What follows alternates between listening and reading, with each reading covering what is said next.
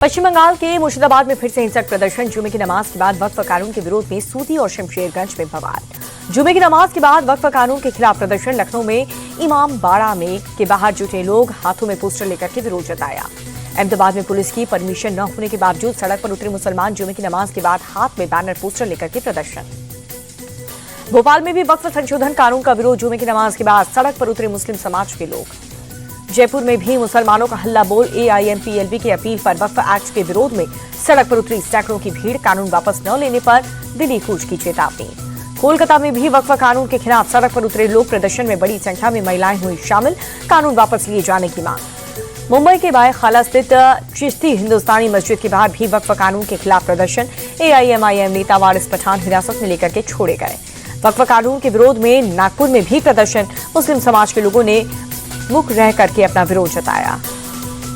जमीयत उलेमाए हिंद ने वक्फ कानून को दी है चुनौती। मौलाना महमूद मदनी ने सुप्रीम कोर्ट में याचिका देकर के कानून को असंवैधानिक बताया। वक्फ कानून के खिलाफ एक और याचिका। सुप्रीम कोर्ट पहुंचे मध्य प्रदेश कांग्रेस के विधायक आरिफ मसूद। 15 अप्रैल को सुनवाई होगी। अमेरिका से डिपोर्ट कर लाए गए तहव्वुर राणा से एनआईए की पूछताछ जारी। दिल्ली स्थित एनआईए के मुख्यालय में कैमरे के सामने राणा से हो रहे सवाल जवाब। तहव्वुर राणा को भारत लाने पर सियासत तेज। बीजेपी सांसद अनुराग ठाकुर बोले, मोदी सरकार विदेशों से गुनहगारों को लाई। कांग्रेस राज में हुआ था मुंबई बम धमाका। तहव्वुर राणा के प्रत्यर्पण पर केंद्रीय मंत्री गिरिराज सिंह बोले, पीएम मोदी आतंकवाद पर नकेल कस रहे हैं। हमारी सरकार कार्रवाई करती है। कांग्रेस को ये बर्दाश्त नहीं हो रहा। उद्धव कुछ के संजय राउत बोले, तहव्वुर राणा के नाम पर चुनावी फायदा लेने की कोशिश में बीजेपी माहौल बनाने के लिए बिहार चुनाव से पहले फांसी दी जाएगी। आदित्य ठाकरे की तहव्वुर राणा को बीच चौराहे पर फांसी पर लटकाने की मांग। बोले, दुनिया को यह संदेश जाना चाहिए कि आतंक पर भारत कोई समझौता नहीं करता। नेशनल कॉन्फ्रेंस के अध्यक्ष फारूक अब्दुल्ला बोले, मेरी बधाई, कम से कम किसी को तो वो वापस ला पाए। काला धन भी वापस ला रहे थे, उसका क्या हुआ।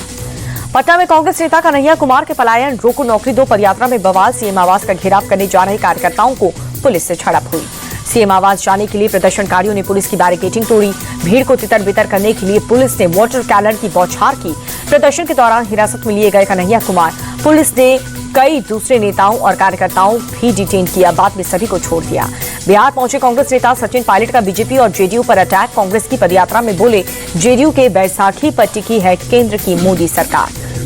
पायलट बोले, मोदी सरकार के समर्थन के बदले अपने राज्य के लिए 10-20 लाख रोजगार मांग सकते थे नीतीश कुमार, लेकिन सत्ता के मुंह में वो खामोश रहे। कांग्रेस के पलायन रोको नौकरी दो पदयात्रा पर बीजेपी के सहयोगी उपेंद्र कुशवाहा बोले कि ये सब इनका दिखावा है। चुनाव नजदीक है, इसीलिए ये सब ढोंग कर रहे हैं। सीएम फेस को लेकर महागठबंधन में फिर से घमासान। बिहार कांग्रेस की यात्रा में शामिल होने पहुंचे सचिन पायलट बोले, चुनाव में बहुमत के बाद सीएम फेस पर फैसला होगा। वाराणसी के बाद मध्य प्रदेश के अशोकनगर पहुंचे पीएम मोदी। आनंदपुर धाम में गुरुजी महाराज मंदिर में पूजा अर्चना की।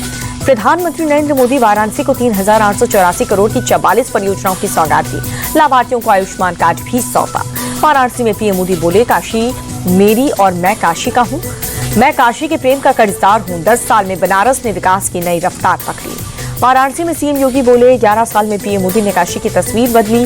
काशी की पहचान अब शिक्षा और पर्यटन से हो रही है। पीएम मोदी के निर्देश के बाद हरकत में आई वाराणसी पुलिस। अस्पताल ले जाकर गैंगरेप पीड़ित का मेडिकल चेकअप कराया। तमिलनाडु में बीजेपी और एआईएडीएमके गठबंधन का ऐलान हुआ। 2026 का विधानसभा चुनाव मिलकर के लड़ेंगे दोनों पार्टियां। गठबंधन का ऐलान करते हुए अमित शाह बोले, एआईएडीएमके के आने से मजबूत होगी एनडीए।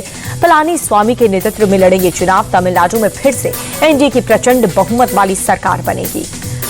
नयनार नागेंद्रन होंगे तमिलनाडु बीजेपी के नए अध्यक्ष। किसी दूसरे को नहीं भरा नामांकन।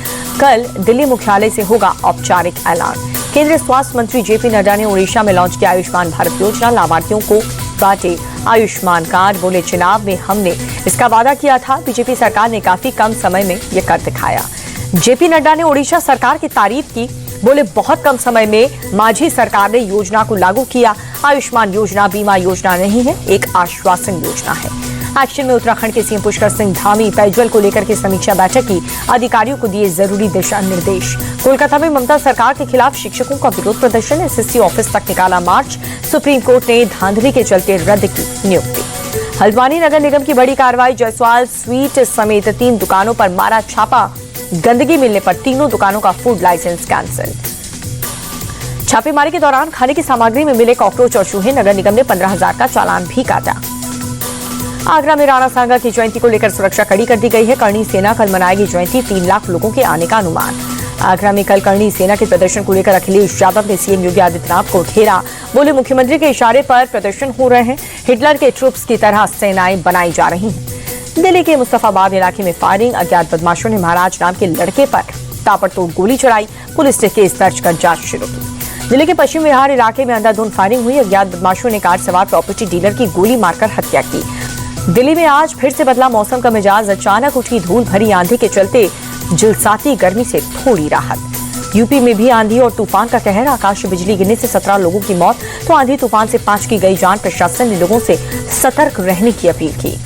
ट्रंप टैरिफ की राहत से शेयर बाजार में रौनक लौटी। कारोबारी हफ्ते के आखिरी दिन सेंसेक्स 1,310 अंक चढ़कर बंद हुआ।